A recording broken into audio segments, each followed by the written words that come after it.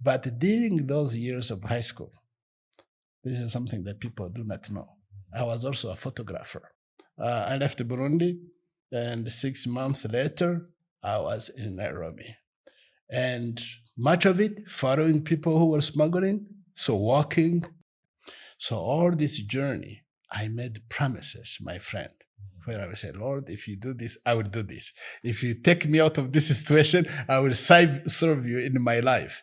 Yeah, I agree that the church has a significant role to play in the mental health issues.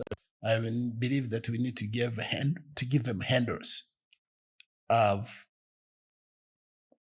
tools that they can use. And in this case, for me, yes, the Word of God is a tool and a very, very powerful one. Hello there. My guest this week on the Long Form podcast is Archbishop Laurent Mbanda. Formerly Bishop of Shyira Diocese, he was enthroned as the Archbishop of Rwanda in 2018. We shall discuss his personal life journey as well as the challenges he's faced as the head of Rwanda's Anglican Church. Before this episode starts, I want to make a deal with you. About 85% of you who watch this podcast frequently haven't yet hit the subscribe button. If you enjoy what we do here, here's the deal I want to make with you. If you hit that subscribe button, I promise you that we will keep making the show better and better in every single way. I hope you choose to come along with us on this journey. Now let's get into the show. Archbishop Mbanda, Yes, sir. thank you so much for joining me on the long form. Thank you. It's a joy to be here today. And it's a blessing for me. I'm not, I wouldn't call myself a Christian of any real note, but Why wouldn't you call yourself a Christian? of any real note. Of any really not. I'm too much of a, I'd call myself, I'm a bit of, it's not easy, walking in the footsteps of men and men like you. Yes. I'd like, let's go straight into it. You've just turned 70 years old. I'm a young man. Yeah, you're a young 70. You turned Yes. 70 in October. Yes. So you were born in 1954 Yes. in Rwanda. Yes. Let me ask you, what would you say was your earliest childhood memory? My earliest childhood memory. Actually, my earliest childhood memory, believe it or not, was fleeing the country. When as a child, I saw people coming and running with spears and bows, with, I don't know how you call it, a mashara somewhere, and smoke of houses that were being burned. And then my grandma holding my hand and running away with me. Where was this? This was in my home village, in Nyaruguru, in a place called Shororo. And so that's my childhood memory. That's what I can remember. Fleeing your home. Fleeing my home. I think the other thing I can remember in my childhood memory is telling my grandma that I was tired because we were walking, and that I was tired. I wanted her to put me on her back or her shoulder or something. And of course she was pulling me, and we were walking, and within a short time we were with many other people who were fleeing. Where were your parents? My father was a school teacher. So when things happened, he was not home. He had actually traveled, according to what I hear. He was not even at the school. And my mother was expecting a baby, so she proceeded, and with people I don't now remember the whole story. but she preceded. And when we crossed the border into Burundi, she was already in hospital, a Danish hospital in a place called Rubura in Burundi, and she already had a baby. Did you have any other siblings? Were you the firstborn or were you the lastborn? I was the firstborn. I had 2 other siblings. So the one who was born in the Danish hospital in Burundi was Jean-Claude, who passed away. He was an engineer. And so he was like the 4th child. So you go into Burundi. This is probably what, 1959? 1959, we fled to Burundi, were there for a short time. Then we came back into the country. And then we fled again. I think it is early 60s. And this time we fled toward the Congo. So you were in Burundi, you go back to Rwanda. Then we come back into Rwanda. Then we flee again. And this time toward the Congo, I think we might have gone through the Changugus. I have not asked the story. But we crossed in Congo in a place called Sanje. And Sanje was just between Uvira and Bukavu. Okay. Why did you... So obviously I understand the first part, right? I understand why the Rwandans of the time fled in 1959. Yes. Because of all that, the violence. Yes. So I think that's also when my parents and my grandparents also fled. Yes. But what I find interesting is that yours came back to Rwanda. Well, there was a time when people thought that there was going to be peace. And so people tended to come back thinking that there's going to be peace. Then there was the upheaval again. And so people started running away again. And I think that's the second wave, or the second movement that made my parents go again. And this time we went toward the Congo and stayed in Congo for a short time.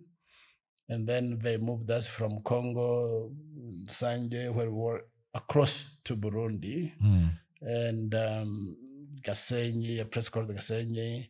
And then from there, people were taken into refugee settlements, not resettlements, refugee settlements. It was almost like receiving refugee camps. Places like Kayongozi or Chigamba or Mlamba, so people started going into that directions. And so my father was taken to Kayongozi, to a camp that was Kayongozi in Burundi, in the province of Ruyigi. When we reached in that camp, now I'm trying to recollect that. When we reached that camp, he was recruited as a teacher because he was a teacher when he fled the country. And so we ended up, they were looking for teachers in some other, who will start schools in refugee camp in another camp. So he went from Kayongozi to Kigamba. And in that place, he actually was able to help start a school for refugee kids. Now, this is under trees. Yes. This is no classroom. This is a place where you sit under a tree. This is a place where you write on your thigh, on your arm. This is a place where you write on a nice leaf of a tree, turn it over the fire a little bit and be able to write on it. And that is the environment. That is the situation. It's amazing that we are where we are today. Is by God's grace. No, it's the hearing stories of people of your generation, it's so interesting, that you can talk about them and smile. But I'm thinking about you being a young child. Right. And I have my children at home and they're young and, they're so precious and they're so naive and they're so innocent. Now I'm thinking just how traumatic that must have been, even though you're a child and, you also, many children are very resilient. Yes. But it must have been traumatic. You think about this. At 5 years old, you're being dragged to Burundi. Then you leave Burundi, then you go back to home. Then you leave that, then you go to Congo. Then you go from Congo, at some point, I'm thinking there must have been quite a lot of trauma. Yeah, So I don't know how to think about trauma at that time, but you can think of survival. And you also, a time when you had parents that were very, very caring, parents that were protective, parents that had never seen something like this. So whatever protection, whatever they could do for their children, they did. They didn't want you to feel miserable. They didn't want you to feel sorry for yourself. They didn't want you to let the flies go in your mouth and your nose and things like that. And children, of course, children are the most resilient people I've ever met anywhere, because you just put them with other kids and they start running and playing and things like that. It's a different story when it comes to what they are going to eat and how they are going to survive. And those days, you didn't have as many relief agencies as you have today. I've worked in relief agencies, I've spread food. By that time, I think you thought of the Red Cross, you thought of PALM, what we call PALM, I think. And you didn't have much. Even though they supplies, there were days when there was no food and people were suffering. And so you learn survival skills. Actually, those survival skills are amazing because those instincts, those survival skills, they have a way of carrying on, even in our adolescent or our teenage years, even continuing on. And it is amazing what happens at that time. Now, yes, there are times when there is a sense of hopelessness, and that sense of hopelessness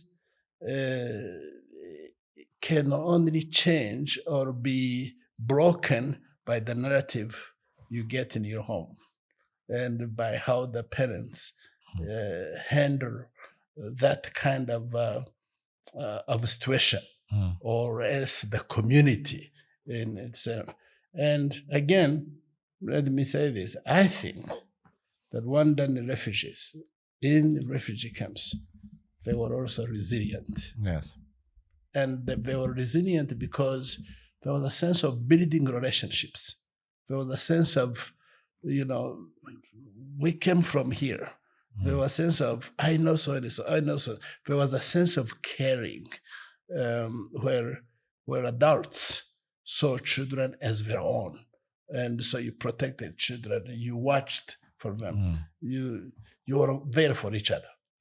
You weren't in the refugee camp for your entire life, as I know.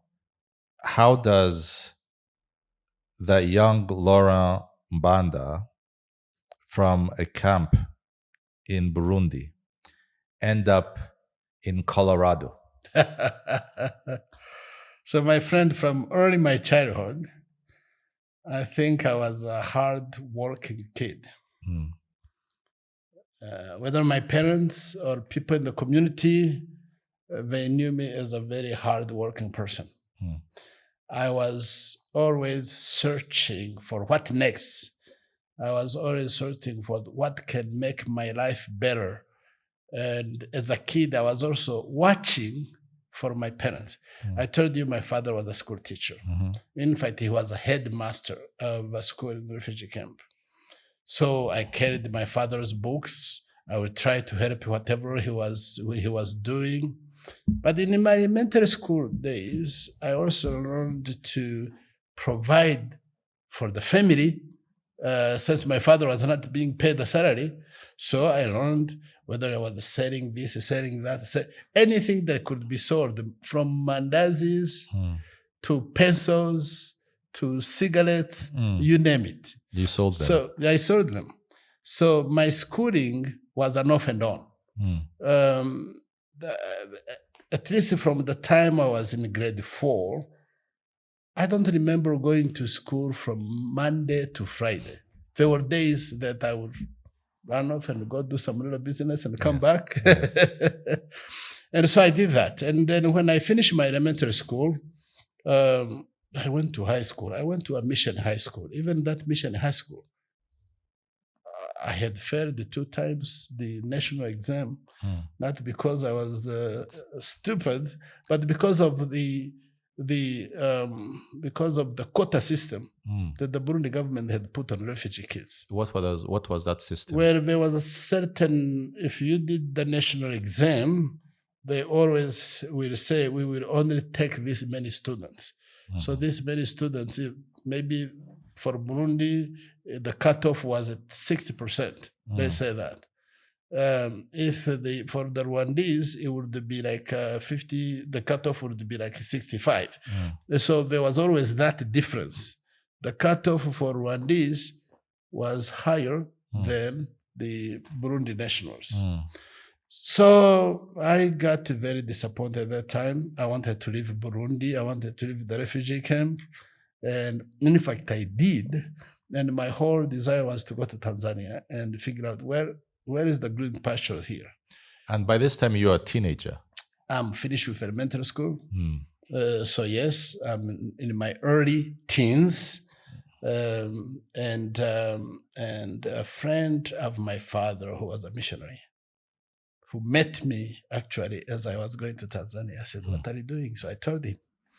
And he said, let us find you a school. Yes. So I went through the back door and got into a missionary high school. In the missionary high school, basically I survived. I survived by working on mission compounds, mission stations, cutting grasses, washing cars for missionaries, sometimes washing their dishes in their home. And I finished.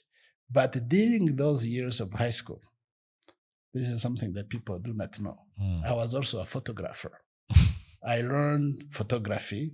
I learned washing films. I learned printing films, pictures. So when I was in high school, I became a well-known photographer. I will go to different schools in Gitega and Burundi and take pictures on weekend and go back and develop the films, print them on Saturday night, and then Sunday I would take them to those schools and distribute them. People pay me. So I learned to survive and to make a little business. And I would have something to send home sometimes. This cutting the grass and washing cars and washing dishes, for some people it could have broken them. Yes. And just made them feel very depressed. Yes. Because that's not something that anyone aspires to. No. In fact, people looked down on me. Other students looked down on me. So then how did you manage to deal with that kind of stress? Honestly, there were three things that helped me. One, I realized I'm learning some little money, and that little money I'm learning is making me independent. I'm not begging for anybody. I'm able to supply myself this. Second, they can laugh as much as they can, but when it is time for breakfast and we were buying avocado to eat with our bread, they will come to me. Because you had money. Because I had money. Because I had money. So I think that I took pride in being able to provide for myself, not to have to go beg anybody. I also took a sense of pride in knowing I could help somebody, despite of how busongarere they were trying to be. And so that was different because I was earning something. I was also being able to save, even if it was a bar of soap that I would send back home. I was happy that I could do something like that. So I didn't care how you laughed at me or what you said at me. I was sewing it as taking care of myself. This is why actually that instilled in me, there is no small job for me to do as long as it can provide for me. I don't care whether I'm a watchman or an executive in an organization, as long as that can provide for me and for my family. So I did that during my high school days. And then after high school, I tried to look for a job in Burundi. It was very difficult to find a job. So right after high school, 3 months after high school, I decided this is no place for me. I needed to find another place where I can either earn a living or go to school or something. So I took a journey from Burundi. I went home. I visited with my parents in the refugee camp where they were. Then I told them, I'm going to see my uncle in Tanzania and I'll be back. Mhm. I didn't want to tell them the whole 9 yards. I didn't want to tell them the whole story. But literally, if you were to put it in today's terms, I was running away from home Yes. to go search, to go find a life. So I left Burundi at that time, 1974. If I may, how you know to make that decision to run away from home, as you said, is such a it's a hard decision to make because you're also leaping into the unknown. Yes. You can literally die. Yes. You can survive. Yes. You might be robbed. Yes. You might be killed. Anything could have happened. There has to be what about the life then made you almost make a suicidal decision? So in the refugee camp, life was in a way hopeless. Life was difficult. You either were very idle and do the farming or something like that. You either had to live in the city or go to Bujumbura or go to other place and have these difficult lives. Now, in my growing up, I had seen people who were living in the refugee camp where we were, to go to Tanzania, Mwanza, Biharamunedo, doing this little smuggling and selling and things like that. And in my mind, I can do that. I also that time was time when they were selling second-hand clothing, and during school break, I would work for the businessmen to carry those bales on a bicycle and take them to Biharamulo or take them to Ngara so that they can take them into Tanzania and dodging the Jeshi la Mugambo in Tanzania. So I knew a little bit about that environment, and I could say, maybe I can make life here. The other thing, after high school, I had 3 friends. And I met with these friends. We actually sat down and said, guys, here we are not living. The 3 friends were all Rwandans. They are all Rwandans. They were my age. In fact, one of them is here in Kigali. He's a medical doctor. So you made the other young guy passed away. And we had said, let's get together. Let's go to Kenya. Or let's go to Tanzania. Let's look for a life. Let's find something. So we all agreed. We developed a strategy. We developed a plan. On the day that we were supposed to leave, one of them says, oh, my brother, he had a brother who was well-placed. He said, I think my brother is going to find me a school or find me a job. The other one was saying, well, I'm not ready for this. I'm going to look for other opportunities. So I took off. By yourself? By myself. And I already knew a little bit about the border of Burundi and Tanzania, so it was not difficult. I had already gone and been to Ngara and been to Nyagahura, so I knew these areas very well. So I took off in search of people that I knew in Tanzania. I had an uncle also who lived in Tanzania. So long story short, I went toward Mwanza, from Burundi to Mwanza. There were some Rwandese that I knew there who had come to Burundi. The other thing is, in one of my school breaks, I had gone to Mwanza. I wear a size 14 and 15 shoe. And in Burundi, they carried shoes that were 10 and 11. The largest you could get is 12. So I went to one of my school breaks. I went to Mwanza, Tanzania, to get my safari boot made for myself. That was my first shoe that covered my whole foot. Otherwise, you had these flip-flops. So I knew that journey a little bit. So when time came, I decided I was leaving, and I was not going to stop until we get to Nairobi, Kenya. And it was a journey that took me 6 months. And of course, from going one village to another, from going to a family I knew to another, from following those who were selling magendo. So you were a smuggler? In a way, I think. No, today, it's okay. I think today you would call it a different name. You were a trader. I was a little trader. I was a smuggler, yes. But even though I didn't sell anything, and I think today you will say, is this human trafficking? Is this, what is it? Yes. But long story short, I left Burundi, and 6 months later, I was in Nairobi. And much of it following people who were smuggling, so walking, much of it staying in public places like marketplaces. You know, those early days, they had these marketplaces, and these marketplaces was like a square. You had the Arabs who sell things here, you had the people. So in the marketplace, people brought things in the market, and sometimes they left them there. They would have watchmen watching them. So it was easy to go on the baraza of a shop and stay there overnight, and the next day continue on going. So I left from Biharamulo to Nyagahura in Tanzania, to Geita in Tanzania, to Mwanza, from Mwanza to Musoma, from Musoma to Tarime, the border of Kenya and Tanzania, and then finally cross the border, and I find myself in Nairobi. This, I didn't know, this passport thing, I didn't know about it. If they said, where is your identity? I will show them my student card, and sometimes it didn't work. And very soon I realized it doesn't work. So you wait and watch for people who are going to the market, and you follow them, and they think you are one of the locals, and you cross the border. Now, 6 months after your initial journey, you find yourself in the capital of East Africa. You know, this is now, I'm thinking you've come from Burundi. Even then was quite a sleepy sleepy country. city, sleepy country.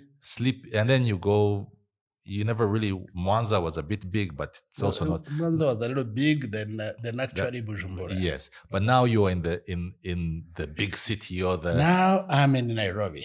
Do you even speak Swahili? Do you speak English? I spoke a little bit of Swahili, broken Swahili. I spoke a little bit of broken English. Where did you get the English from? English from these missionaries that I worked for. English from this missionary school that I went to. Swahili from those crossing borders of Burundi and Tanzania. And so I ended up in Nairobi. And in Nairobi, I ended up on a bus station. And that bus station was what they called OTC at that time. I don't even remember what OTC stands for. But it was a bus station that operated 24 hours. Yes. And there, of course, everything looked like New York. Oh, like New York. What year is this? This is in 74. 74. So I moved from the bus stand and started searching and going around, and went into a little bit into the city. And somewhere, somehow, I'm standing on the street. I see this big hotel, and I see the name called Ambassador Hotel. And I'm going like, okay, let me go toward that hotel. I'm going toward that hotel. And if you have in Nairobi, cars are moving like this, and I've never been in a traffic like that, and I'm scared to death. Of course, So I'm standing in this little junction and looking astonished. Two people walk by me. They were Rwandese, they were talking in Kinyarwanda. I look at them, and I started talking to them. Yeah. And they looked at him and said, these are Kikuyus. They have run Kinyarwanda, he's going to beg. He wants money from us. Yes. And one of them actually... so they thought you were Kikuyu? They thought I was a Kikuyu. Who was speaking Kinyarwanda? Yes. So one of them... steal from them. One of them actually, I kept talking, and he looked at me, and he swore the name of his father. So I said, oh, you are so-and-so's son? If you are so-and-so's son, your sister is so-and-so, your mom is so-and-so, because the name was familiar to me. Do you remember the name? Yeah, I want to mention it in the media. So he looks at me, and he said, Yamaing, Azidatasha. And so they said, who are you? So I said it, and they said, yeah, no mwana wa mwarimu. He's the son of the teacher. They also knew my father. Yes. So from there, they helped me cross to the Ambassador Hotel, cross the road. And from there, they bought me chips, they bought me something like that. And we spent a day there, and the next, they took me home with them in a place called Kanjemi. And Kanjemi was a slum. You know, when you talk about these stories, I can understand, and this is just my initial thoughts, I can understand why you decided to become a man of God, because it almost seems that at every moment there was something or someone was watching over you. I was actually a Christian. I had accepted Christ in my high school days. So all this journey, I made promises, my friend, where I would say, Lord, if you do this, I will do this. If you take me out of this situation, I will serve you in my life. So it is almost every journey, every step was extremely dangerous. I didn't know the people. I remember being in a place called Tarime in Tanzania, and I first saw the Maasai. And I was looking at these ears, and I was thinking, man, these people are going to eat me alive. So these friends took me in and lived in Nairobi for a while. And of course, the first thing you did at that time was to go declare yourself to the High Commissioner for Refugees. I went there, they didn't give me the money that I thought. And I looked at the life in Nairobi. It was very difficult.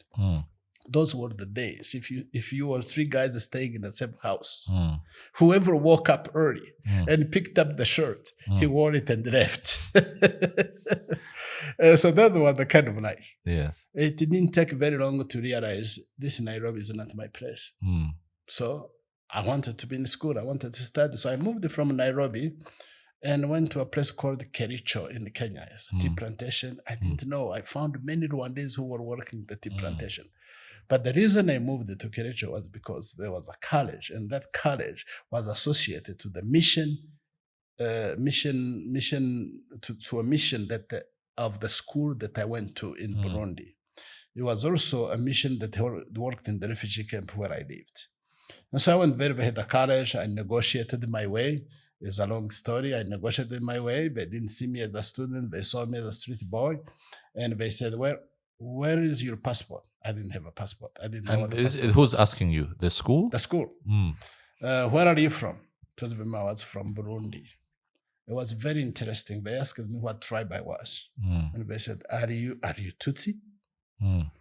And I hesitated, but then I said yes. What had happened? There was a person who had fled Burundi who was teaching there. And they thought I was there to kill him. They thought I was sent. There was an agent. They thought I was sent by the Burundi government. So what the next? They took me to the police station in Kericho town. And on the way going, I was telling this missionary lady and the watchmen that were behind me, I was saying, I'm innocent, I'm so and so, and I was giving a whole list of missionaries that I knew in Burundi. And so I went and spent the night at the police station. This lady, the next day, she came. Dr. Eva Gilder, she came. And she said, I want my man. I want my man. And so, after throwing you in jail? Yes. And what had happened was, she went on the missionary radio call. She told the missionaries and asked the missionaries in Burundi. Do you know this guy? They said, yeah, we know that guy. He's always hardworking. He's always this. She came the next day and took me out of the police station. And what happened was, she said, you need to go back to Burundi, get your passport, get your transcript. Transcript, that word was strange to me. I knew bulletin, but transcript, I didn't know what it was. And then you can come back and we'll admit you in school. She gave me 150 shillings. She thought in her mind I was not going to come back. So this time I take a bus. From Kericho? From Kericho through Tanzania to Mwanza, from Mwanza all the way to the Burundi border. And went to Bujumbura and worked out. It took me 3 months to get my travel document. What you call the travel document is it's almost like a refugee passport. Yes. Once I got it, I still have some little money. I went back. Yes. Long story short. Did you get a chance to see your parents? No, on that trip I didn't go to see my parents because I was afraid they would say, stay, don't go anywhere. I saw friends in Bujumbura that I knew my family. Some of them tried to help me get the travel document. But then I rushed back. I went back. And so I got accepted and admitted in the college. I was there for 4 years. I lived and I didn't have a scholarship. So I lived there and survived. It was a college? It was a college. What were you learning? I was studying theology and business. Okay. So you had already started walking on the path. On the path. I was doing theology and business. And the way I survived in that place, I knew how to cut grass with a kupu. Yes. I knew how to chop wood. Mm. I knew how to wash dishes. I also knew how to wash vehicles for missionaries. So since it was a missionary-run school, I went and presented myself a proposal of how I could support myself and how I could survive. Yes. And the principal, I said, if you have jobs, I can work on weekends. I can cut grass with a kupu. I can chop woods. You know, you make these small things and pile them. I can wash dishes. I can wash cars. Whatever you have for me, I will do. And so they did. And it was interesting because for them, they said to me, that was the first time a student had come with a proposal Yes. of how to support himself. Yes. And so I did my 4 years there. After 4 years, I graduated and I headed back to Burundi. At this point, are you yet, I guess, because you get in there as a student, you graduate. Now, are you a priest at this point? No, I'm not a priest, but what happened during the school, your first year, you did what we call the street ministry, which is preaching on the streets, or holding placards for preachers. The second year, you will go into what they called the schools for delinquent children. And you will share the gospel. You will also witness to them. And in the third year, you would be assigned to a church to work as an assistant pastor almost, which will carry into your fourth year. But remember, I was majoring in theology and my minor was in business. At the same time, I was also trying to figure out what kind of business can I do that will help me survive, but carry me through. And so when I finished, and I was not a pastor, but I was a committed Christian. I was in the Christian witness teams. So I came back to Burundi. When I came to Burundi, I looked for a job because I thought I was going to teach in a Bible school that was in Burundi. They had recruited me actually to come. When I went there, they said, oh, you are Munyarwanda, so we can't give you responsibility here. So I ended up going to Bujumbura and started actually an evening class teaching English as a second language. And I went to a station for missionaries. It was a church that was run by the Anglican Church. They had a center. And I started teaching English as a second language. And I had my clients, and I was working with this missionary to teach. And there was another friend of mine who is now in this country. I also recruited him. He came, we worked together. I won't mention the name again. And we did that for 3 months. And I was able to earn some little money to be able to live in Bujumbura, to be able to pay an apartment, to be able to survive. But during those 3 months, I was still thinking, I don't want to be here. I want to move somewhere else. Where do I go? So I had students that we had gone to school. We were in touch. They were in Nairobi at that time. You sent a letter, stayed months. The quickest way was to do a telex. And during that time, one of my students said, well, there is an organization that is going to work in Kinshasa, in Zaire at that time. And we want somebody who can speak French, who can speak English, who can work with us. So I was recruited at that time. And I left Burundi and went to Congo, to Kinshasa at that time. And I started working there. I was going to go as an interpreter. It was going to be a 2-week ikiraka, but those 2 weeks turned into 2 years. I'd like to ask you a question. Were you born Anglican, or is it something that you became? No, I became. I was born Catholic. My parents were Catholic. But at about the age of 6, around there, my parents became... they converted. They were converted. Okay. My father was working in a school that was more of a run by an organization called World Gospel Mission.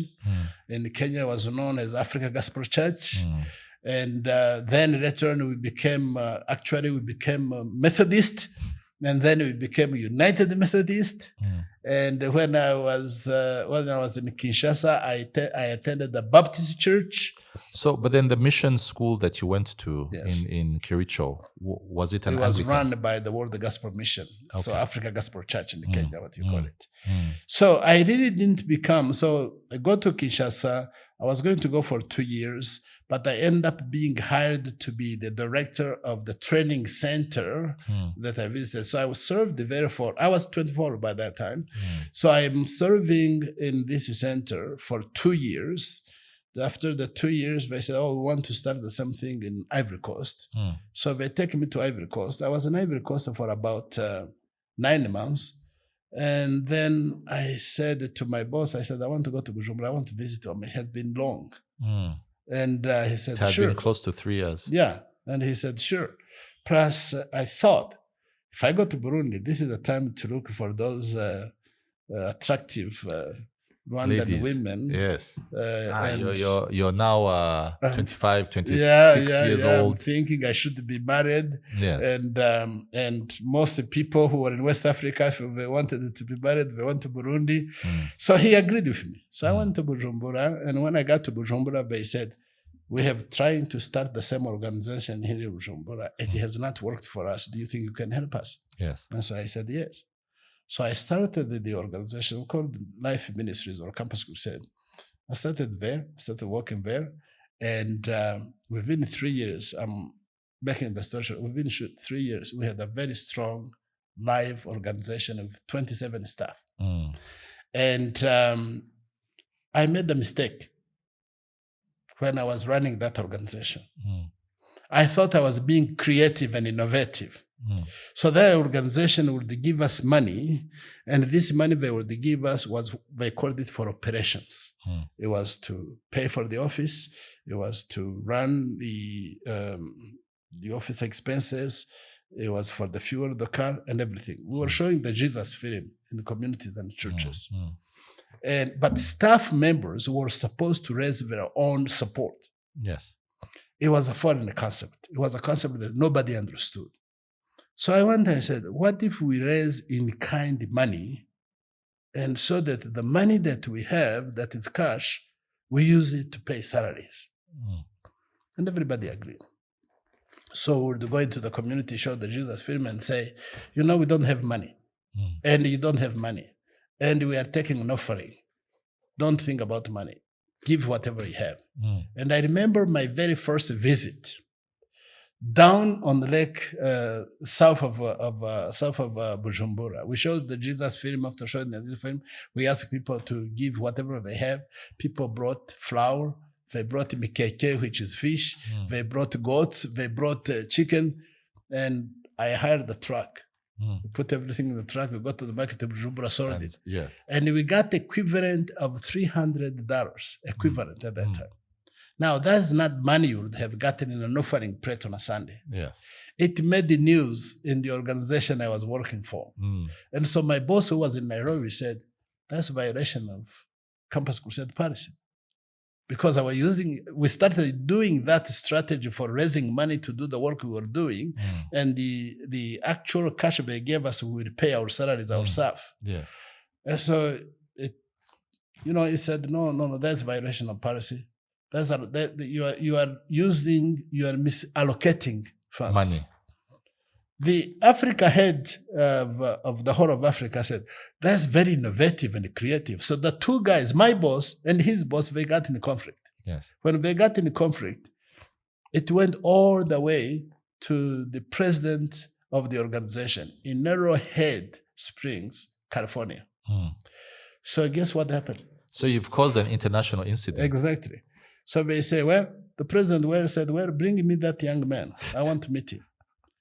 And you should have seen, so they said, you prepare, you are going to America, and people are trying to prepare me to go to America. People are trying to buy me suits. They're teaching me how to behave, when I get there and everything.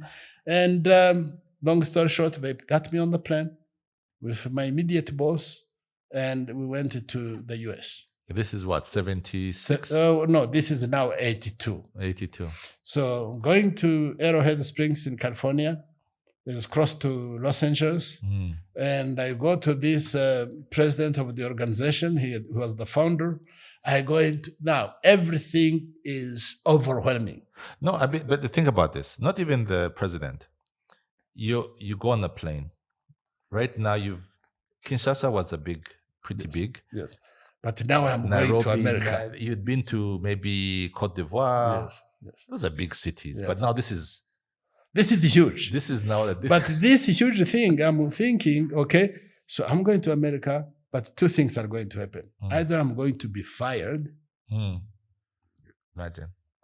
or I don't know what is going to happen. Yeah. And I had a good job. I'm in Bujumbura, I'm a young man. Comfortable. I'm being paid, at that time I was being paid $150 a month. Oof. That was a good salary. I had the house that they paid for. Mm. I had bought my own Volkswagen. Yes.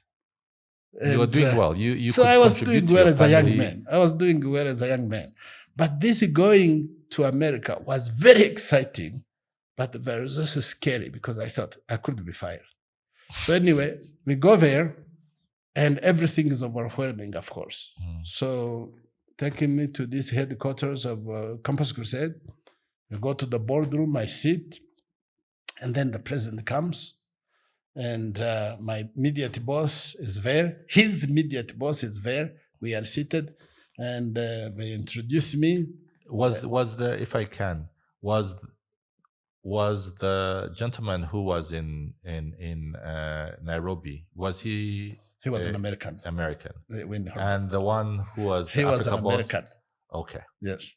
So I go to that room and they say, "Young man," and I'm now Three shaking. Americans and one Rwandan refugee. Yes. I'm now shaking. I'm sweating. The sweat is actually dripping. And he said, "Young man, tell me what you are doing in Burundi." So I'm telling, I'm not sure what is going to happen. I'm thinking I'm going to be fired. He says, "So how do you raise money for your work?" I tell him, and he smiles. And he reaches down, he pulls a Bible. It was a living Bible. Someone said, "How do you spell your name?" I said, "Well," I tell him how to spell my name, and he takes he writes my name in the Bible, and he hands me the Bible and say, "Go continue doing what you are doing. You are the most innovative and creative young man I have met." The story is Fantastic. finished. I saw my immediate boss and his boss looking at each other like they didn't know what hit them. So from Arrowhead Springs, my boss took me to Mesa, Arizona. I spent 6 months there. Mm. And, Doing what? Raising funds, visiting churches. Mm. When I left Arizona, I went back to Burundi with money that would buy 3 trucks, pickup trucks, and money that would buy 5 generators. They were smaller generators, and the money that would buy 5 projectors. And now, if you know anything about projector, they show the film, this what this, the big rings and things like that. And also had raised enough money to be able to pay my staff. So I went back to Burundi wearing a cowboy hat, cowboy boots, cowboy belt, a Western shirt. You remember those Western shirts? They have buttons here, they have buttons here, with a Walkman stereo. I don't think you have seen something like that. The Walkman stereo were these little cassette, they were silver. You put it and you put it like that. You must have been quite the sight. I was quite a sight. And so I landed in Bujumbura and back and ran my organization. Yes. Shortly after that, I met my wife, my now wife. Yes. We became good friends. Yes. And it took 2 years. In 84, February, there was an engagement. Yes. In April of 84, there was a wedding. In June 13, 84, I took off from Burundi, went to the States. So, why February, yes. April, I get married. June, I take off. And I had been planning this, that someday I will go to the US. And my whole desire was to do my master's. I had my bachelor degree already. And if possible, even do my PhD.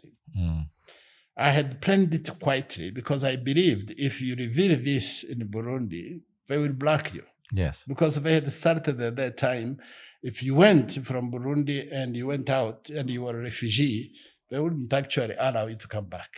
They will stamp your travel document, will give you a 3 months to return. Now, if you are going to go to school, you are going to stay for a long time. How do you come back in 3 months? So I planned this. I talked to my in-laws.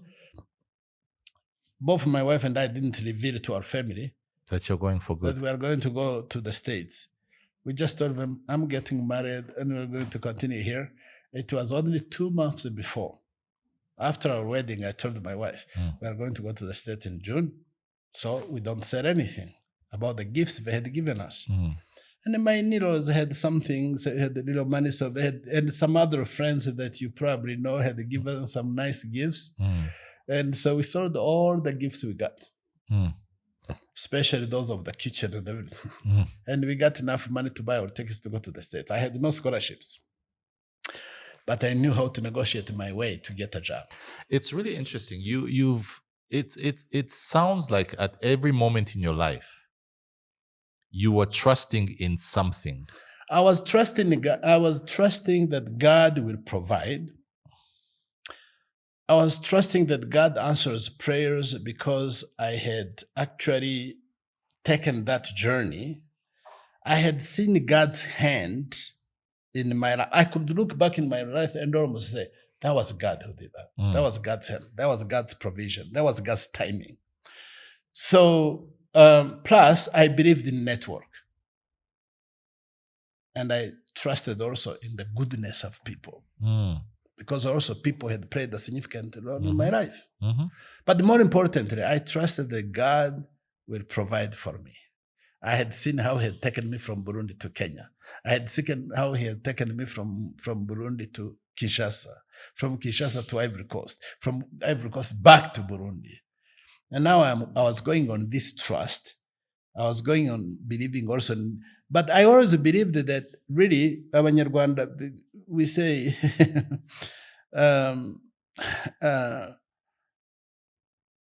I believed that if God will bless my hands, the work of my hands, I still believe that today.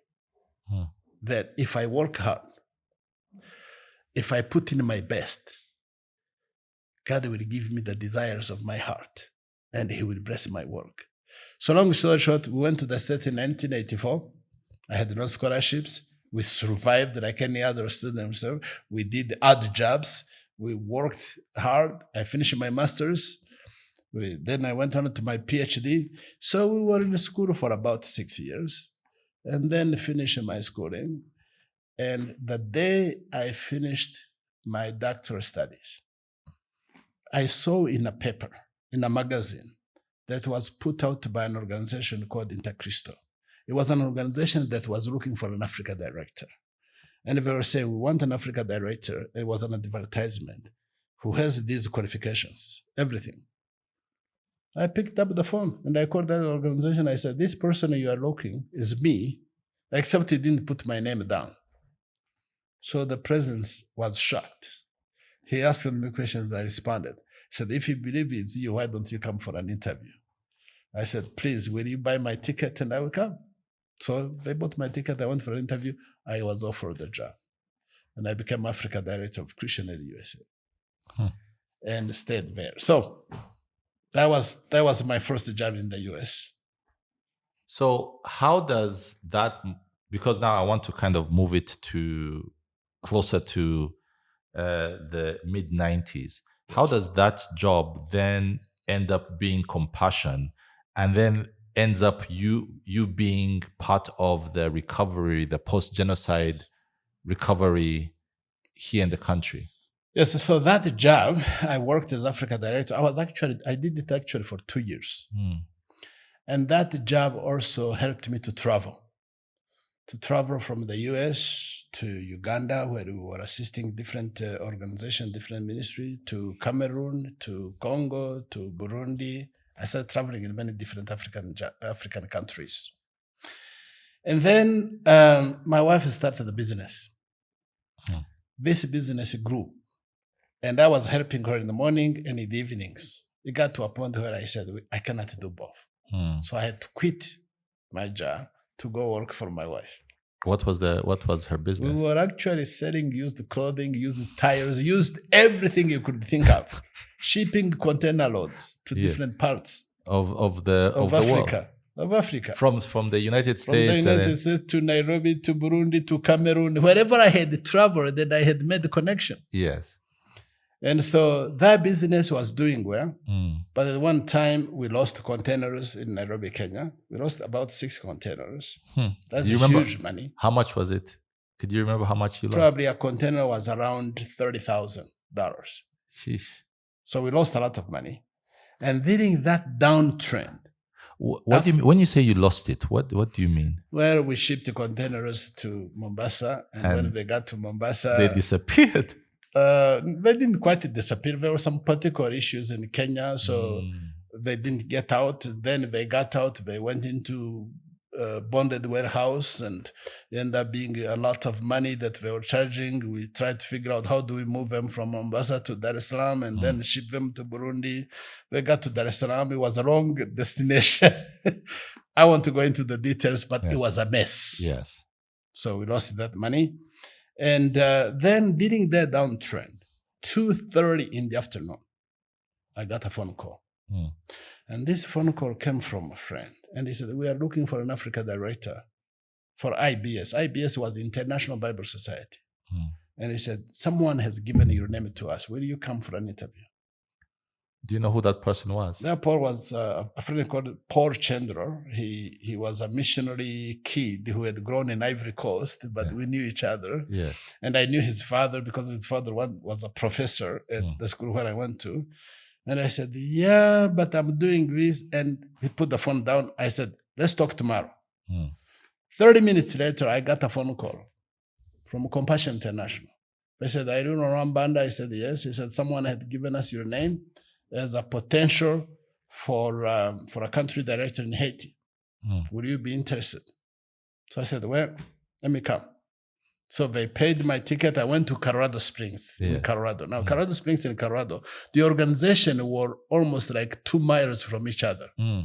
So I went to Compassion. They interviewed me, and they actually made me an offer to go to work for Compassion in Haiti. Yes.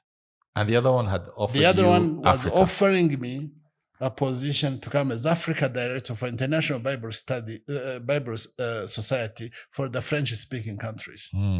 So I went back to Compassion and I looked. I said, Haiti. And I looked on the map and I realized if I go to Haiti, how will I ever end back to Africa? So I went to Compassion. I said, I'm not sure if I'm interested. But I was also interested in this job of International Bible Society for the French-speaking countries in Nairobi as an expatriate who are going to move from the US to Nairobi as an expatriate. And that means a lot in terms of benefits. So I said, well, I took the job with IBS. When I took the job, I went back to Charlottesville, Virginia, where I was living. And I got a call in the evening, and someone said, oh, I'm so-and-so, it was Peter Mangesto, I'm from Ethiopia, I'm the one who is African, so you are going to be for the French, I'm going to be for the English.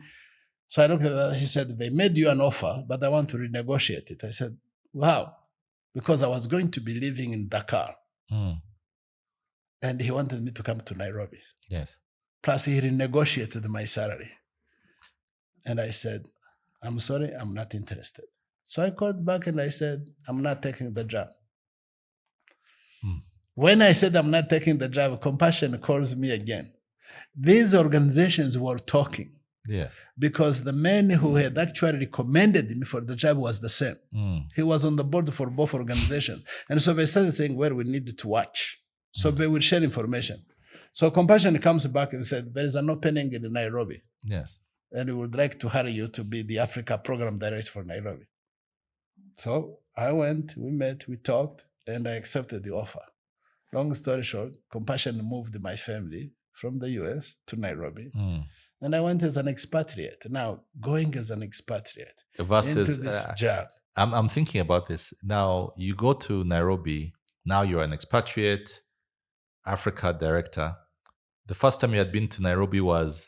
The last time was as a person who had been smuggled into... The last time I was in Nairobi, living in Nairobi, was, of course, when I was finishing. First living in Nairobi was the days I lived in Kangemi, almost on the streets. Yes. The other was passing through from my school in Kericho to that.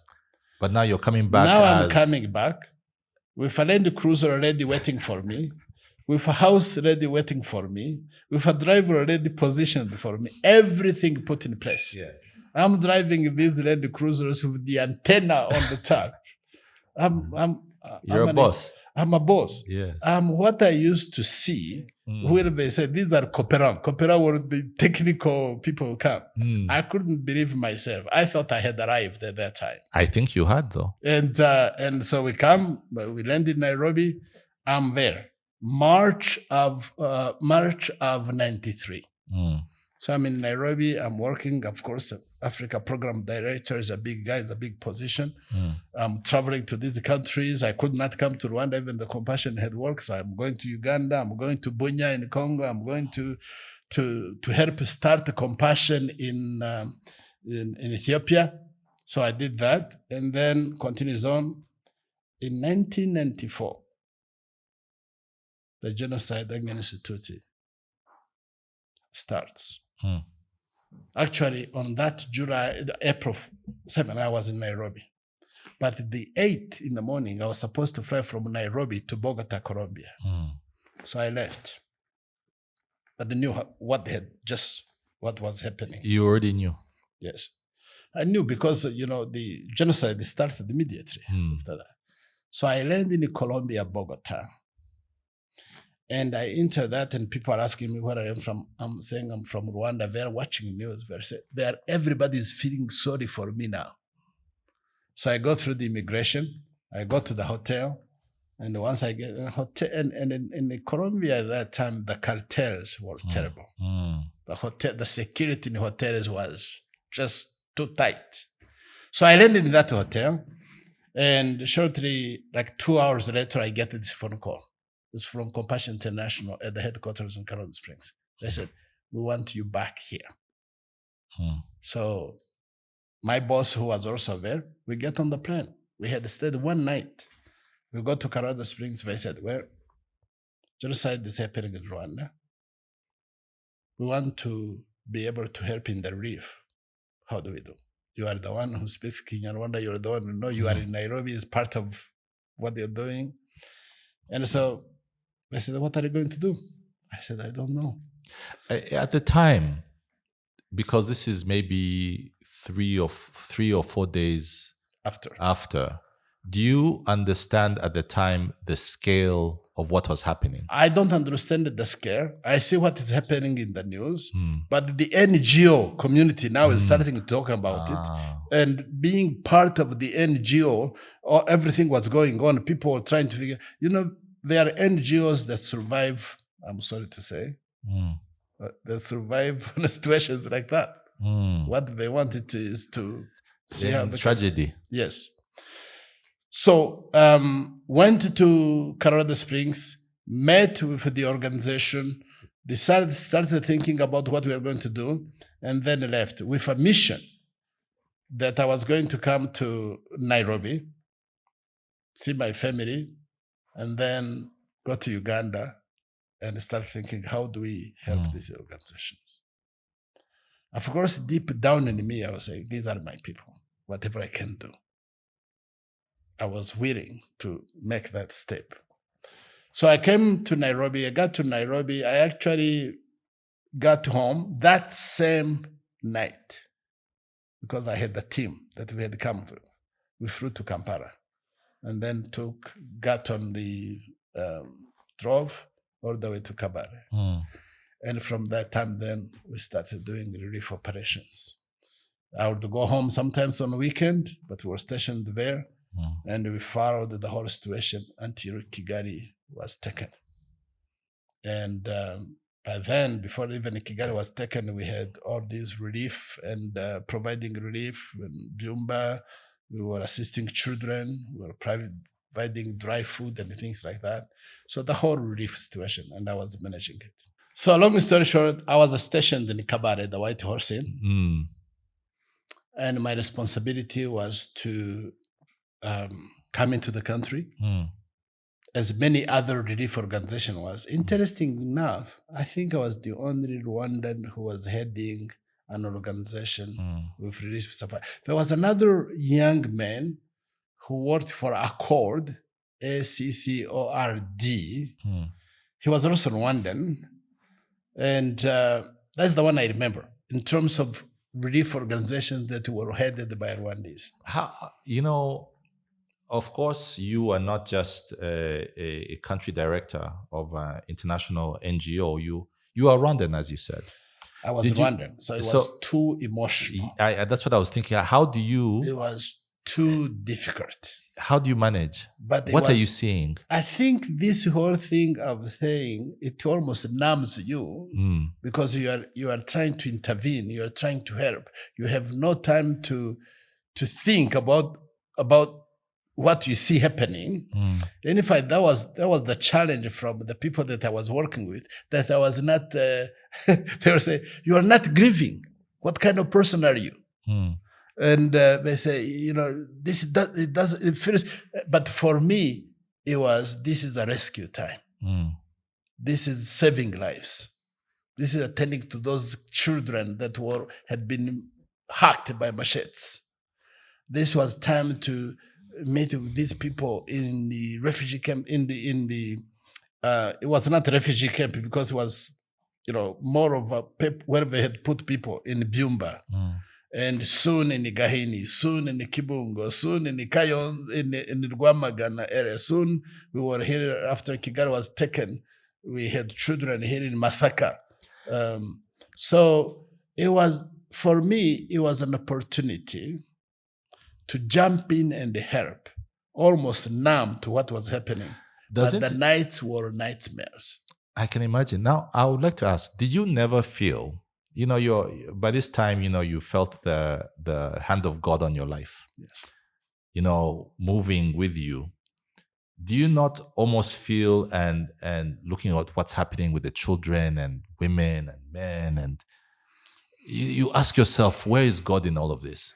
Well, honestly, I don't know if I had the time to think. Yes. I was as angry as anybody could be. I'm sorry to say that, but I was angry. And those moments of seeing the wounds, seeing people almost not surviving, but also knowing this is dangerous. We were going in places, that were dangerous places. But also the people that I was working with were not making it easy on us because we were saying, can we trust him? Can we say? And you will see the groupings of these NGOs that do not. Oh, it's saying that they're not trusting you because I was Rwandan. And suddenly they're asking you difficult questions. Oh, is he an RPF? Oh, is he this? Oh, is he that? And in areas where we went, of course, that time it was touchy. But yes, I jumped into the reef and we helped as much as we could. By the end of July, I had an office in Kigali, up in Muhima. And I was recruiting people to help us to take care of the children because we were really helping children with compassion. On weekends, I would go on these these planes that were there to go back to Nairobi. Flying out kids? Flying myself to go see my family and come back. And then on Mondays or Tuesday, we would come back and continue the work. So I did that for almost a year and a half, from 94, that early time, all the way to May of 95. Then I hired a person to be the country director for Compassion. Went back to Nairobi to continue with my work. Yes. And actually, I was due for what they call R&R, rest and relaxation. Resting and relaxing in that kind of environment was not easy. So my family and I, we flew back to the States. We were supposed to be there for 2 months. During those 2 months, Compassion decided they were going to keep me at the headquarters. It's actually when I got the promotion to be the vice president. Now, you were about to say something when I interrupted you about the nights that and the nightmares. It was hard to sleep because during the day, you are running to save lives. You are running to take this here, to provide the supplies here, to talk with these people who are manning the camps, to talk with other NGOs. You are so busy running here. You are seeing people with wounds. You are just seeing the horror of the whole genocide against the Tutsis. You are developing bitterness in yourself. So then you go, let me tell you that even dinners, some of us will not eat dinners. How do you eat dinner? Thinking about the sceneries you had seen. And so you go to your room, you cannot sleep. Your eyes are just like that. And so basically it was very difficult to sleep because it's almost like you are recounting everything you saw. It's almost like dealing with the comments people are making. It's also you are watching the news. You're also watching the news of what is happening. But also remember those nights back at the headquarters, it was morning. People wanted to know what is happening. And I had this satellite phone. It was big. You hold it like this. You open. You are trying to search for this. So it was very difficult. But the difficult thing was just your mind going through all this that you had seen every day, the bitterness in your heart in a way, and the questioning, oh Lord, what is happening? Why not intervene in these things? The prayers that I don't know. I have to admit that sometimes you pray and you get lost in your prayers. You feel like you are talking, but you feel like, how come I'm not listening to God? And that is a very challenging, and yet you know He's there, and yet you know He can intervene, and yet you know this, but you are questioning yourself. So those were the moments, those were the difficulties, and yet I'm coming back and I'm saying, Lord, thank you for getting me back to the hotel. And in the morning, you are saying, Lord, we are taking these trips. We don't know what is going, because we drove in, and watch over us, protect us. But you are also praying for those that are being hacked in different places. And you are asking then yourself, how come God is not stopping this? But at the same time, you are meeting a person who survived. You are meeting a kid that you are picking. And you are answering yourself the question. You are saying, oh, Lord, thank you. You saved this one. So in a way, you are praying, you are getting confused, but at the same time, you are seeing God's response. Even that one is God who saved them. You are also seeing the genocide being stopped in different places. So it is a tough spiritual testing time. But it is also a time that you even trust God more. And so it's one of those situations that you don't understand. And but I thank God for the protection. I thank God for where we have come from. I thank God for where we are as a country. It's amazing. It's rising from the ashes. And when I gave testimony, you know, sometimes it increases or it speaks to me for my own recommitment of serving the Lord. For I can look back and I can see His hand, not only in my own life, but also in the life of this country, or where we have come to where we are. Fantastic. Now, I want to move to now around this time. You were in the NGO world, you were in the education world, and now you then decide, at some point you decide to become a man of God.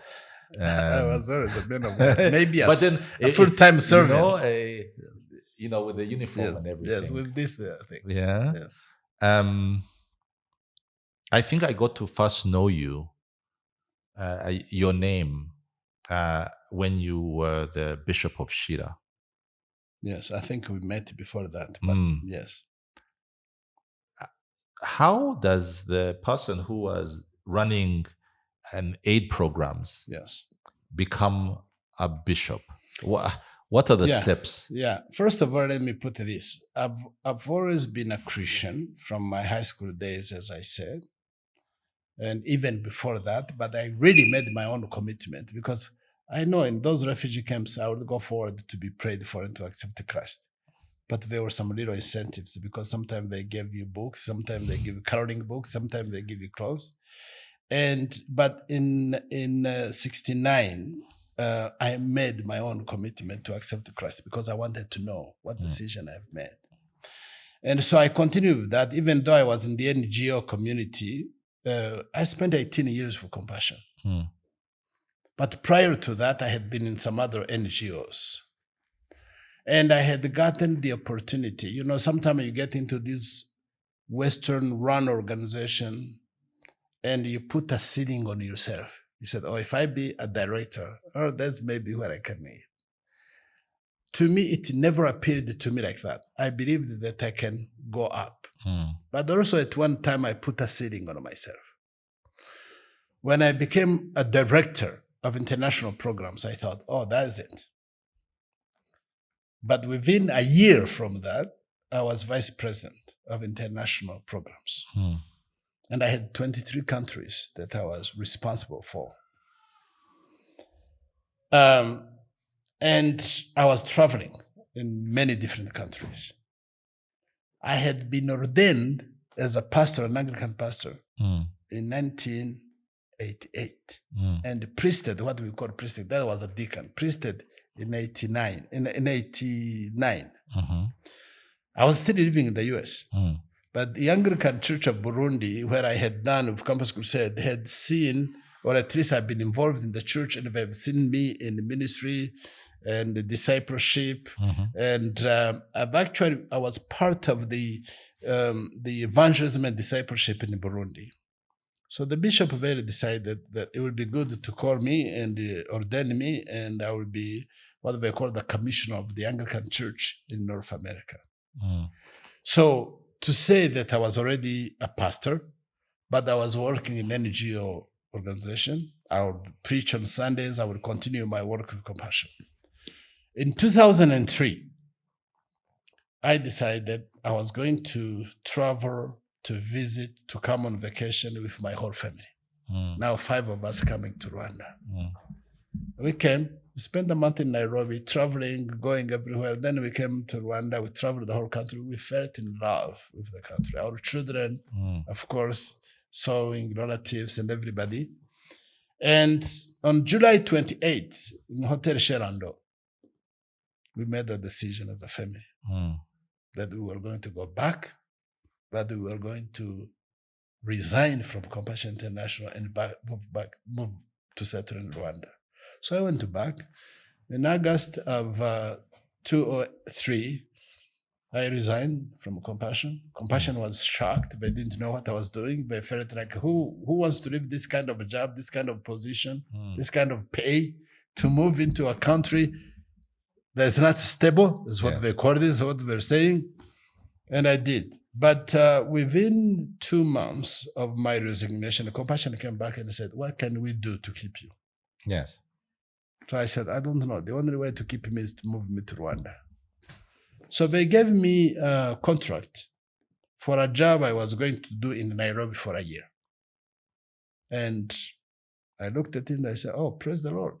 Maybe this is the way God has chosen to move us to the States, to get us closer to Rwanda where we want to be. So I came in Nairobi in January of 2004. I stayed in Nairobi for 6 months. I was writing a curriculum on HIV/AIDS. I'm not a medical doctor, but I had the money to do it. So I hired the experts to do the program. Within 6 months, I was done with the curriculum. I went and I presented it. And then Compassion requested me to go on a team that was doing what we call the reorg of the organization, which means to restructure the organization. I was on that team for another 6 months, and we divided Compassion into regions. So we saw Africa region, Asia region, Latin America.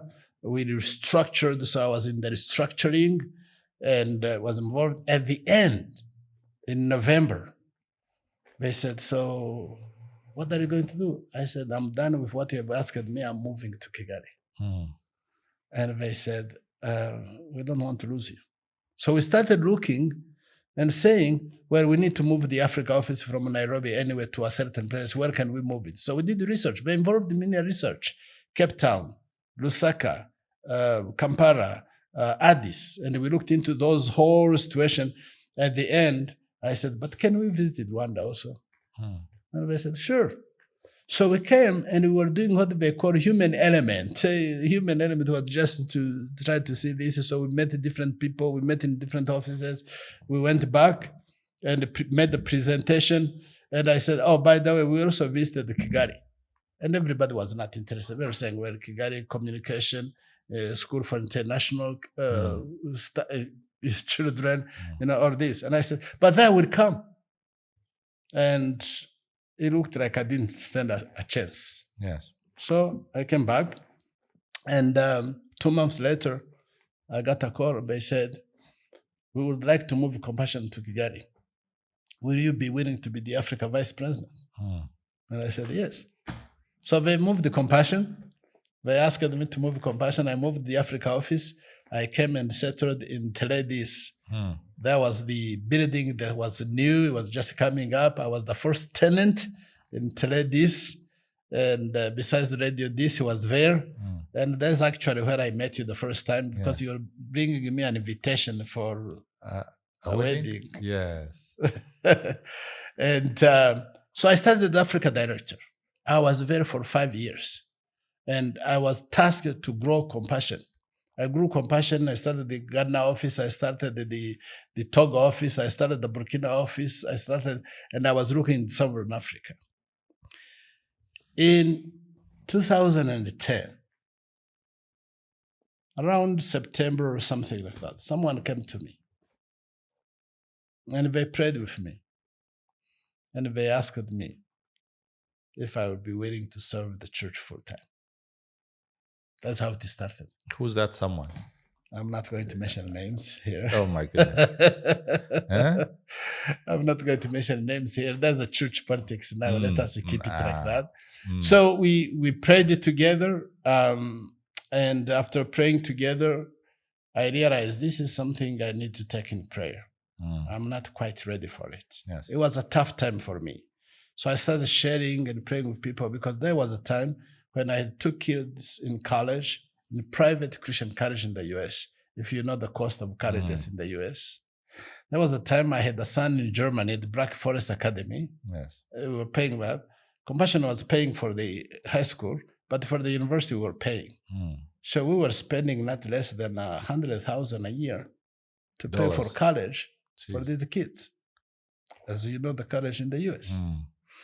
And so I said, if I go in full-time ministry, how is this going to be? But we said with my wife and said, you know what? If you look back in our lives, God has always provided. He will also provide.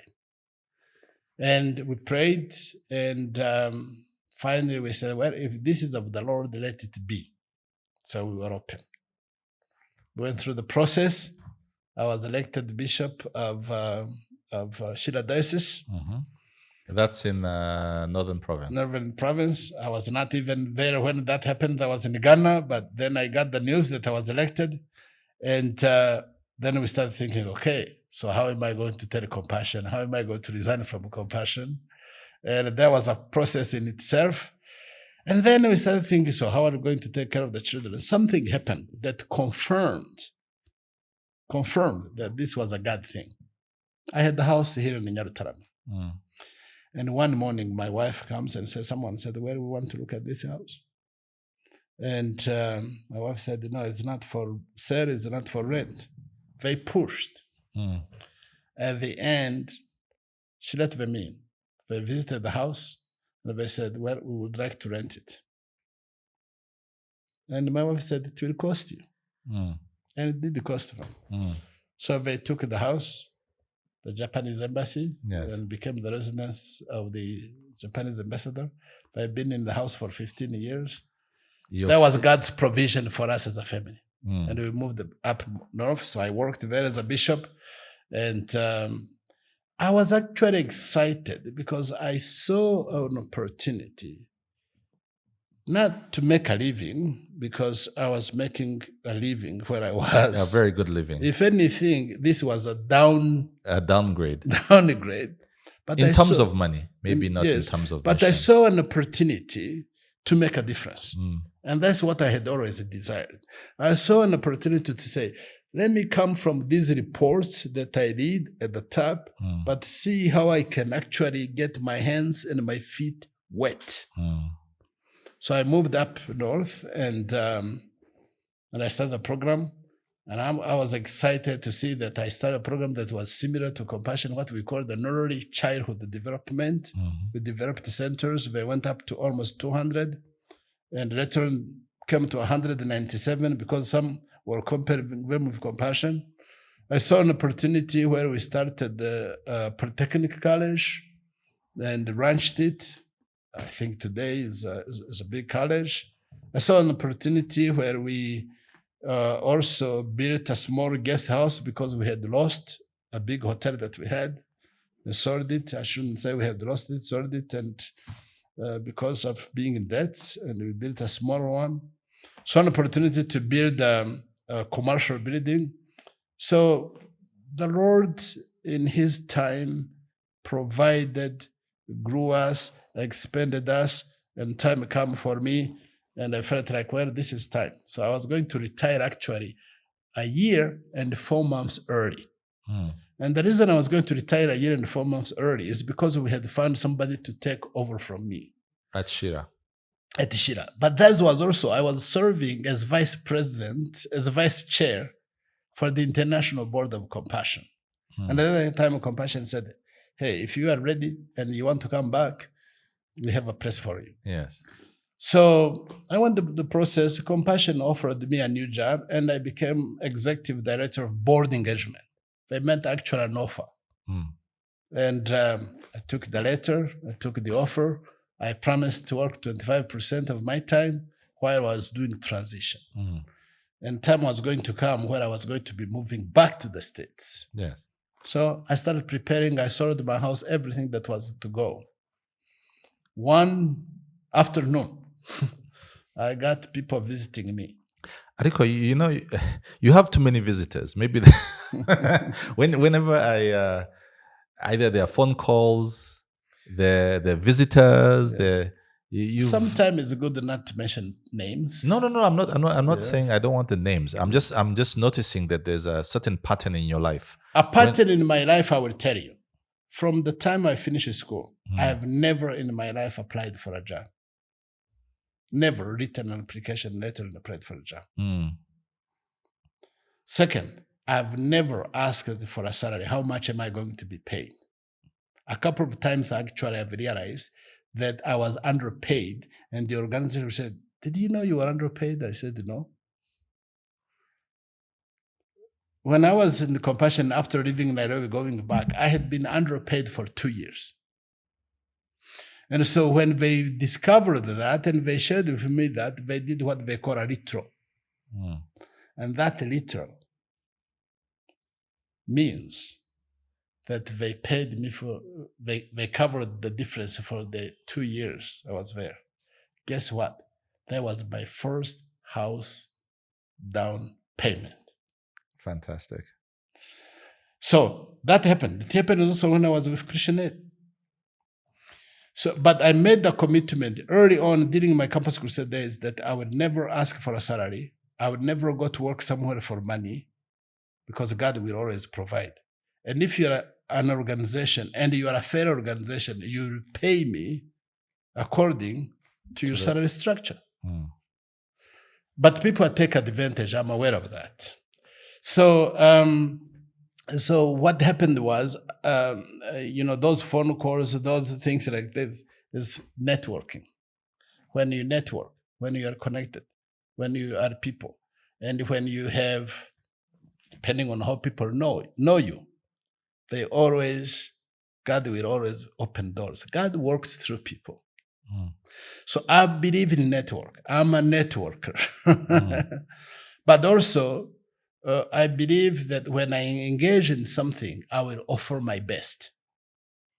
I go in committed to doing the best I can. Now, the best I do today is not going to be the best tomorrow. So I learn to improve myself. I learn to improve the work I do. I learn to read. I learn to research. In organization, people talk about staff development. A sociologist, Gordon Murnex, a friend of mine who helped actually start Daystar University, one time came to me and he said, he was working for me, And he said, boss? I said, yes. He said, we are always complaining about staff development. Give us this. He said, the first person responsible for staff development is you. You develop yourself. You are responsible for your own. I'm sure you have learned a lot through the business that you do. I'm sure you have taught yourself a lot. So that's the tendency. That's what I try to do. But anyway, maybe people have noticed something that make me special, or that make them make that call or that contact. So anyway, they came and they said, we know you are going to go to the States. These were bishops. We know you are going to go to the States. We know you have accepted this position. Why don't you wriggle around a little bit? Because we are going to need an archbishop. You're going to need an archbishop. We're going to need an archbishop. That same afternoon, I was actually going to the States, and I was with my wife, and these people met me at MTN up here. What year was this? This is in 2017. We sit down, we pray together, and I'm saying, well, this is a process. The process goes through this. Plus, I'm going here. Plus, I have my new job. I've sold my house up north. Yes. I've sold my car. I'm ready to go. I'm ready to go. So we started the process and preparing ourselves to go. But I also have to say that we kept that room of openness to serve if it need be, if it was a contribution that I could make. Long story short, 2018, January came. And so with our House of Bishops, there was an election and I was elected Archbishop. And when I was elected Archbishop, of course, I had this 1.5 years to serve. Yes. And but within that time, our House of Bishop committed to giving me a 5-year term to serve. That's 2018. Yes, which later on got extended to let me finish in 2026. Again, I have to make it clear. Never sought it, never asked for it. And so I've been serving the Anglican Church as Archbishop. I thank God for the provisions He had put in place. I thank God for what I've been able to do. I've seen God at work. We started a university that officially opened in March of 2021. It's called East African Christian College. It's in Masaka. We built an infrastructure for it, raised the money for it, built that infrastructure. Today, the school has 1,700 students, 1,700. It has 4 departments: education, theology. Theology because we wanted to respond to the needs of the church. Education because that's the pillar that always the church has had an element. We also started to have sciences because that's again area that churches have had an influence. We started a program in business. And so the school is doing well. We welcome you. We welcome anybody who is interested in those fields of study. And the school has been well. There was another thing. When I became Archbishop, I had 5 strategic directions. By the way, let me say this. I don't believe in a fully well-written strategic plan. That's me. I'm not opposed to it, but I don't like it. I like to have a sense of direction of where I want to go. And then break that down according to where I am. Make it home. Contextualize it.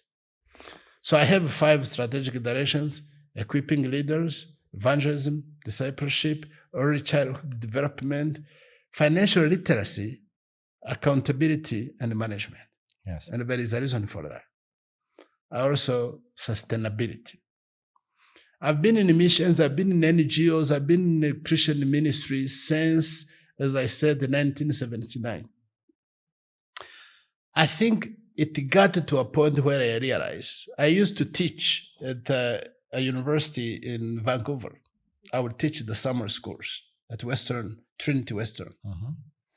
I also teach in Malaysia, at the Malaysian Theological Seminary during the summers.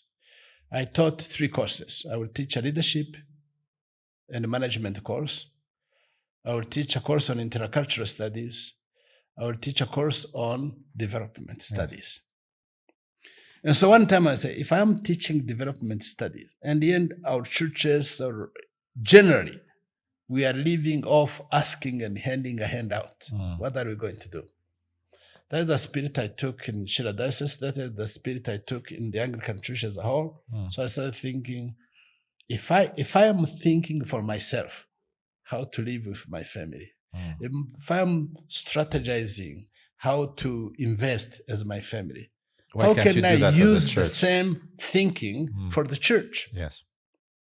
And so I actually started doing like that. I remember when I became Archbishop, the first people that called me in the office were actually, she was mayor. I think her first name is Chantal, and Parfum. They were in the city. And they said, we're up there in Remera, those little houses, we need them out. What are you going to do?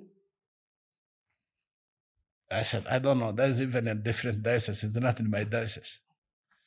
But within a very short time, that place transformed. I involved the dioceses. I didn't do it alone. We also did some loans, but there was a plan, there was a strategy, there was development. The place is good. And Kigali Diocese is managing it. I'm happy for that. But at the same time, I had an office up in Remera. That area has completely transformed. It's called the Anglican House. It's more commercial. I even moved my office. It's generating income that enables us to do what God has called us to do. The same thing has happened in developing what I call an endowment for our Christian university. We built in Kibagabaga 2 buildings there that are dedicated to generate income that will support the university, provide some little scholarships, but more for the infrastructure and for the development of quality programs and faculty development. We have also built a building that is designed to support our provincial office, our office for the Anglican Church of Rwanda. They've also transformed Kibagabaga. I think you travel there, you can see it. It's changed. So I give God glory for what has happened. I thank those partners that has come alongside. But also, we use a 3-tier, what I call a 3-tier. Loans, fundraising, and other income activity to do a combination to be able to do something like that. So we thank God for where we are. But at the same time, if you go into Gasabo today, you will find probably 22 early child development centers. Each may have between 70 to 100 kids. Children getting 1 egg, a day. I think totally in the Anglican Church of Rwanda, all of us, we have over 600 early childhood centers in the country. So all that to say that what I had prayed for and what I had hoped for a little contribution that I can make in the country, that I can touch, that I can see, rather than the reports that I will read in the ivory towers of the NGOs. I've seen it happen, and I give God glory for allowing me that opportunity to see it. Yeah, you make everything sound so good, but I think what is it's not everything is not rosy. You meet challenges. Yes. Even when I was in NGOs, I met a lot of challenges. I guess whenever there's human beings in something, there's always going to be a challenge. Yes. And that, I think, I don't know if it is a smell. I don't know if it is a body smell. I don't know if it is people issues. I think it's people issues. Maybe I had a long list of questions. Yes. But I will come again. Absolutely. Absolutely. I want to, for the young people who are my audience, I want you to kind of take this moment to even maybe preach to them. Now, one of the things that the young people are really dealing with is things that have to do with trauma and mental health. Yes. There's a lot of depression and all these issues that are really manifesting in young people. Yes. I would like to ask two things. What do you think are the causes of this? And what is the church doing to play a positive role in meeting this challenge that I think is hurting so many young people? Yes. I don't know. I think there is challenges, like you say, challenges of life, pressures of life, foreign cultural influences, media, and technology, and less community,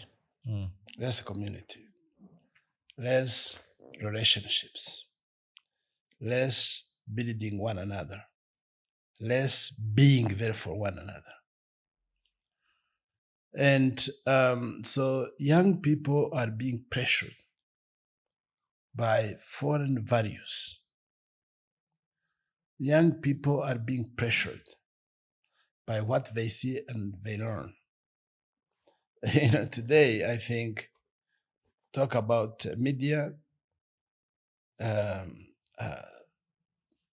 issues of sex, issues of money, issues of power, issues of how should I say, wanting to acquire things that you didn't work for. But also, I think people being taken advantage.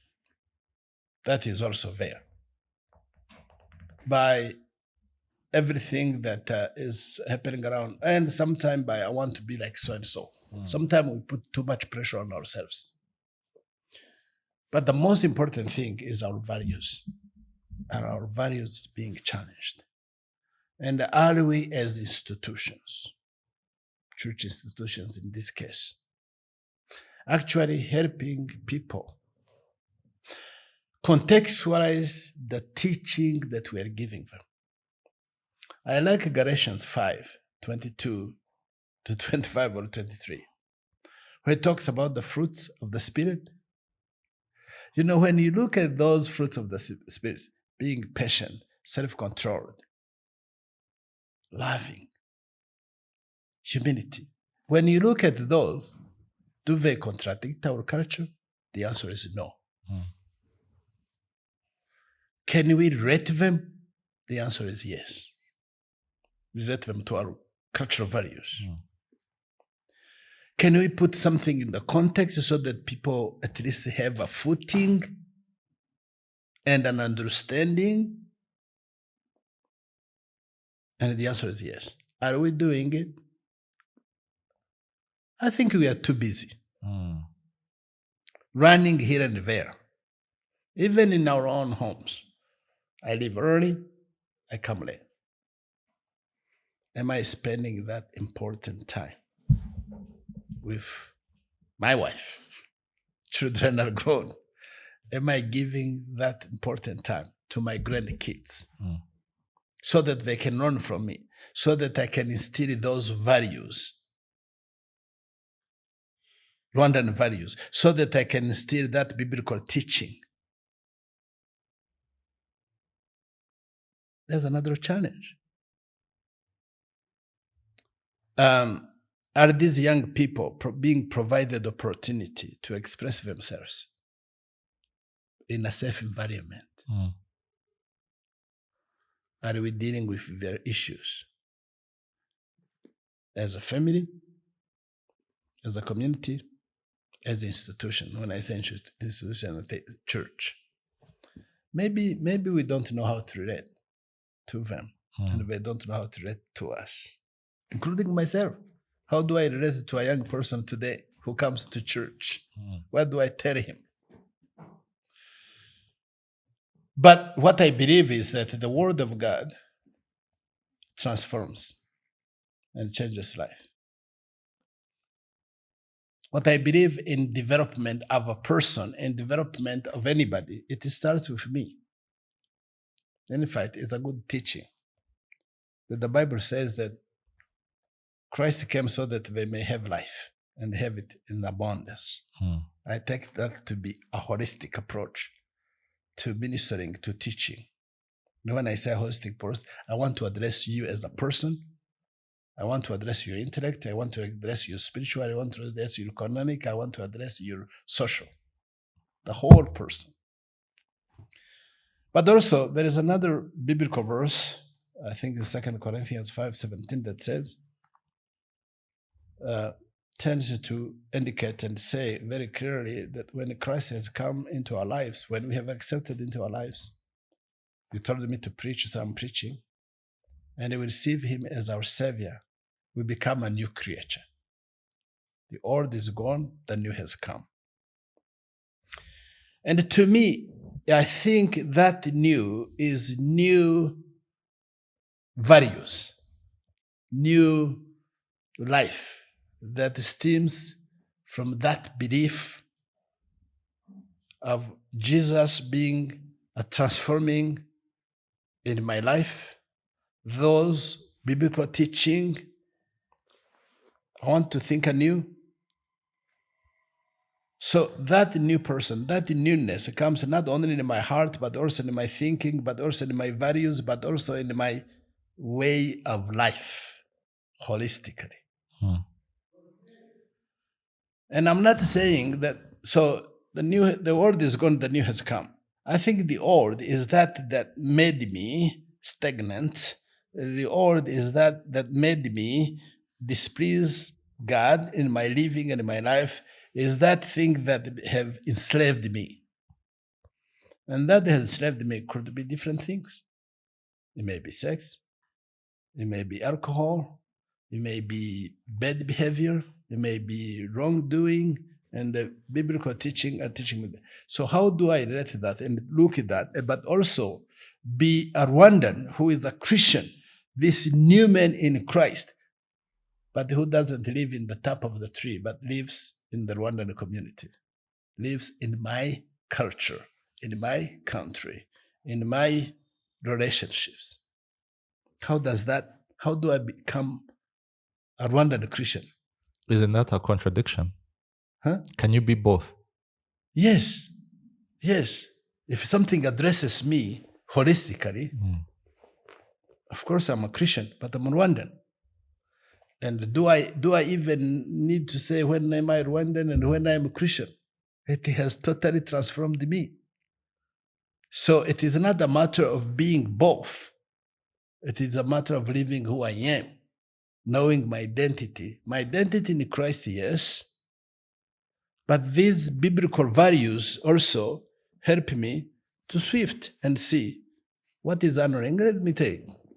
Iyo tuvuga kugira neza, iyo tuvuga kubaha, self-respect, self-control, are not those Rwandan cultural values, but they are also biblical values. So why do I have to put a dichotomy? Why do I have to separate this and separate this? But of course, what is not honoring and what is not pleasing to God, I drop it. But I am yet to see, is trusting a Rwandan value? Is truthfulness a Rwandan value? Is integrity a Rwandan value? Are those biblical values? And the answer is yes.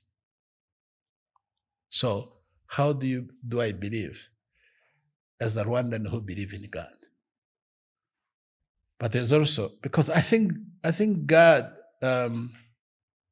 loves those who, in fact, it's his command that we love each other, that we honor one another, that we respect one another. And so I don't see a dichotomy, but I also believe that the biblical, for me, the biblical principles, the biblical values becomes the lenses through which I conduct myself. And those are the lenses through which you also, if I'm getting you, those are the lenses through which you believe that young people can can combat excel, some of those issues can that combat they're of some of those issues. But I also believe that we need to engage them. We need to engage. We need to help them. There are some who are struggling, either because they don't know, or because no one has paid attention, or because we have not helped them understand within their struggles. They need somebody to hold their hand and walk with them. Is the church doing that? Is your church doing that? The church is trying. I'm not saying that we have done that. The church is trying. When we do these programs, Sunday school programs for children, we talk about values, biblical values. When we talk about youth, we are trying to help them, how they can make headways, how they can relate to each other, how they can abstain from sexual misconduct, how they can save their lives for the life of the future, how they can engage in the society, but also how they can deal with issues of alcohol, issues of Depression, trauma. issues of trauma. Yes, there is, but there is not enough of that going on. But there is. We can also give what we have. Sometimes we may not have that ourselves. And if we don't have that ourselves, maybe it's time to extend a hand outside and say, who can help us? But I really believe, I'm a strong believer, that through the church, we can make an impact, and a lasting impact. Actually, I believe that through the church, we can develop programs that will address those needs that can be sustainable. Do you realize that the church comes all the way from the top, all the way to the Isibohari Ahasi? And we are all church people. We love God as Rwanda. We may not practice in the same way. Yes, we may not be Christian and committed to receiving that, but in a way, we Rwandans are I think there is that sense of belief that we need to Christize on and to help people come to the saving knowledge of Jesus Christ. And in coming to that knowledge of saving Jesus Christ, we also help people as an opportunity, as an openness to address issues of the human life in that angle, but also make ourselves to be available to attend to the needs of those who struggle. Let me give another example. You are seeing a lot of divorces among young people. You are seeing frustrations of, I can't get this, and dropping and run. Who is coming across to that? I believe the church needs to play a significant role. In trying to keep Yes, I believe families that together. when we marry that couple, we need to stay close. We need to listen to them. All of us have gone through that. I remember my first year and second year of marriage. I could have quit easily. I think that's a story that I could have run away. Every married couple. I could have run away. We had all kinds of challenges. And the challenges were also issues of being in a different culture, issues of, poverty, not poverty mindset. I have never believed in a poverty mindset, but in the lacking of that moment. Because for me, the idea was, if I can survive this minute, I will make it happen. Okay? So in other words, if I can put something in my stomach now, I can run and work for tomorrow. Yes. And I'm one of those who always have believed in a bright future. And probably that's also what we need to bring in the lives of the people, in the life of the young people. And there's really hope, the reason to live, and something to hope for, and the subject of our hope. And I agree that the church has a significant role to play in the mental health issues. I believe that we need to develop counselors. I believe that we need to give them handles of tools that they can use. And in this case for me, yes, the Word of God is a tool and a very, very powerful one because it gives them hope. But also there may be those other skills that we need to bring them. If I don't have them as a pastor, I need to look for those who have them and bring them in. So it becomes a partnership. It becomes a project. We need to make it a project. Yeah, absolutely.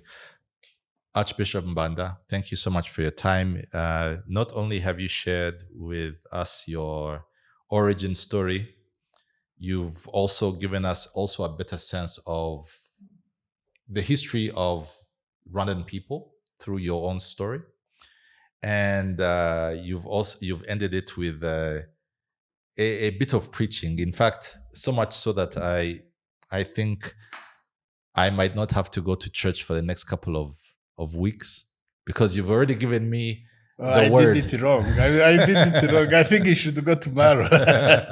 No. You've given me the word. You have eaten and you are full. Hey, but you need to keep it. You need to keep it. Right now I'm full. Maybe the next time I feel hungry, I'll invite you again.